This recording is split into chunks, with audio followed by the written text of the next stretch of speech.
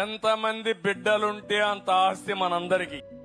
ప్రజలు ఎక్కువ మంది పిల్లల్ని కలిగి ఉండాలని దక్షిణాది ముఖ్యమంత్రులు ఎందుకు కోరుతున్నారు? ఒకవైపు జనాభా నియంత్రణ జాతీయ లక్ష్యంగా భారతదేశం భావిస్తుంటే, మరోవైపు దక్షిణాది ముఖ్యమంత్రులు చంద్రబాబు నాయుడు మరియు ఎంకే స్టాలిన్ దీనికి విభిన్నమైన అభిప్రాయాలను ఎందుకు ప్రోత్సహిస్తున్నారు? ఈ పిలుపు వెనుక ఉన్న అసలు ఉద్దేశం ఏమిటి? రాజకీయాలు, ఆర్థిక పరిస్థితులు మరియు భవిష్యత్తు లోక్సభ సీట్ల కేటాయింపు, ఈ అంశాల చుట్టూ అల్లుకున్న కథను విశ్లేషిద్దాం. జనాభా పెంపుదల, దక్షిణాది ప్రజల భవిష్యత్తుపై ఈ నిర్ణయాల ప్రభావం ఏమిటో తెలుసుకుందాం. ఈ వీడియో కనుక మీకు నచ్చినట్లయితే పేపర్ డబ్బాను లైక్ చేయండి, షేర్ చేయండి, సబ్స్క్రైబ్ చేయండి. ఆంధ్రప్రదేశ్ ముఖ్యమంత్రి చంద్రబాబు నాయుడు, తమిళనాడు ముఖ్యమంత్రి ఎంకే స్టాలిన్ పిలుపులు వెనక ముఖ్యమైన రాజకీయ, ఆర్థిక మరియు సామాజిక కారణాలున్నాయి. చంద్రబాబు నాయుడు, స్టాలిన్ చేసిన తాజా వ్యాఖ్యలు దక్షిణ భారతదేశాన్ని ప్రభావితం చేస్తున్న సవాళ్లను ప్రతిబింబిస్తున్నాయి. ఈ వ్యాఖ్యల అర్థం పిల్లలను ఎక్కువగా కలిగి ఉండడం గురించి కాదని స్టాలిన్ వివరించారు. వీరు చేసిన వ్యాఖ్య పార్లమెంటు ప్రాతినిధ్యంలో రాబోయే మార్పుల నేపథ్యంలో ప్రాముఖ్యత కలిగి ఉంది.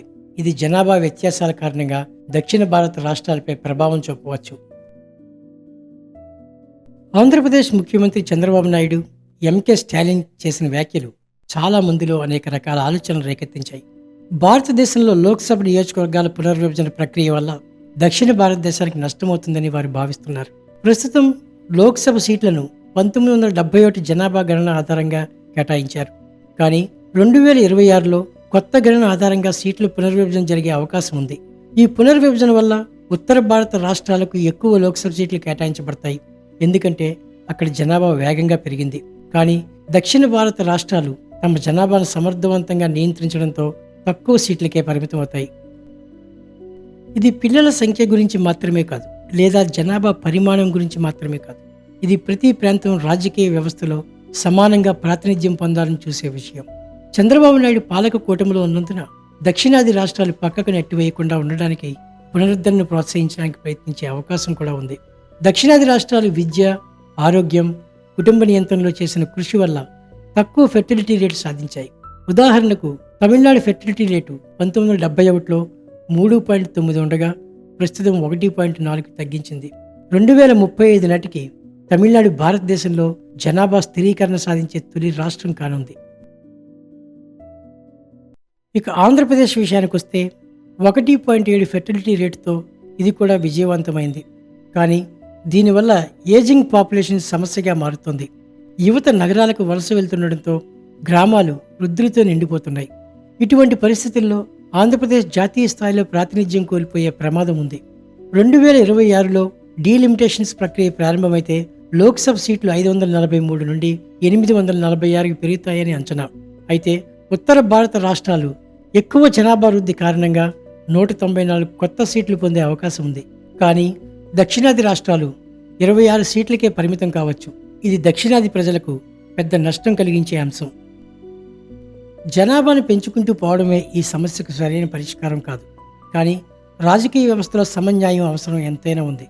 ఉదాహరణకు అమెరికా సెనేట్ మాదిరిగా ప్రతి రాష్ట్రానికి సమాన ప్రాతినిధ్యం ఇవ్వడం, వలస కార్మికుల సంఖ్య ఆధారంగా సీట్లు కేటాయించడం, రాష్ట్రాలకు మరింత స్వయం ప్రతిపత్తి కల్పించడం.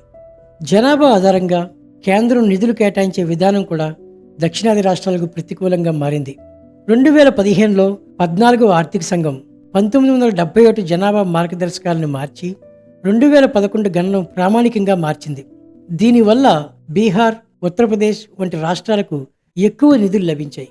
కానీ దక్షిణాది రాష్ట్రాలు తక్కువ నిధులతోనే సరిపెట్టుకోవాల్సి వచ్చింది. ఎక్కువ మంది పిల్లలను కనడం ఒక్కటే పరిష్కార మార్గం కాదని, దానికి బదులుగా కొన్ని విధానపరమైన మార్పులు కూడా అవసరమని మేధావులు భావిస్తున్నారు.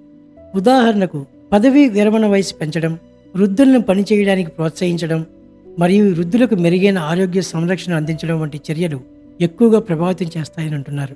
రాష్ట్రాలకు కేంద్రం నుంచి అదనపు నిధులు పొందడం జనాభా పరంగా ఆధారపడి ఉంటుంది. 15వ ఆర్థిక సంఘం 2011 జనగణనను ఉపయోగించింది.